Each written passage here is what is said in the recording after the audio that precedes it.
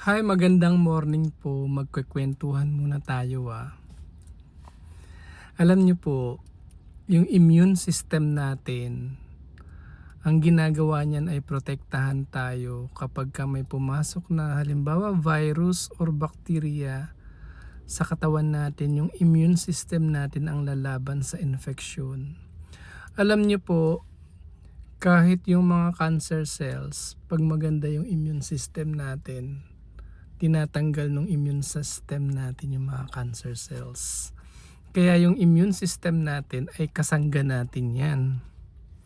Ang problema po, merong mga pagkakataon na kapag halimbawa dahil sa genetic may namana kang walahin nyo.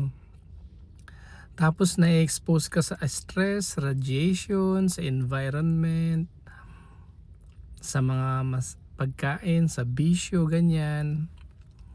Matitrigger yung tinatawag po na autoimmune disease. Alam niyo po yung autoimmune disease, yung mismong immune system niyo po, yung aatake sa cells, tissues at organs mo. Yung tinatawag po na autoimmune disease, alam niyo po ba yun? Di po ba?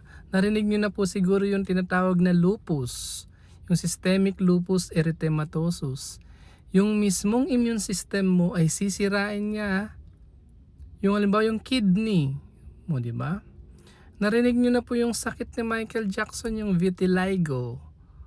Yung mismong immune system ay inatake niya yung sa balat niya, yung melanocytes. Kaya may mga patsi-patsi siya na walang kulay yung balat niya. Halimbawa po yung yung immune system mo, inatake niya yung adrenal glands mo sa kidney. Yung mga sakit na Addison's, Cushing's, ganyan. Meron pa yung mga myasthenia gravis. Nakalimutan ko na yung iba.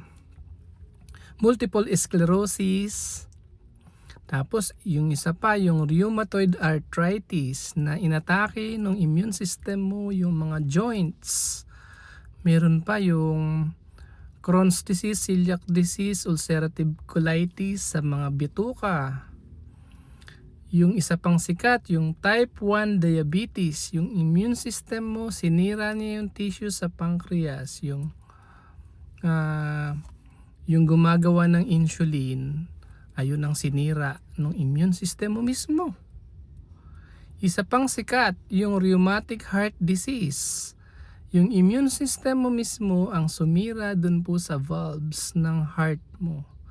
Yan po yung tungkol sa autoimmune disease. Napakamalas mo kapag yung mismong sarili mong immune system ang kumalaban sa iyo.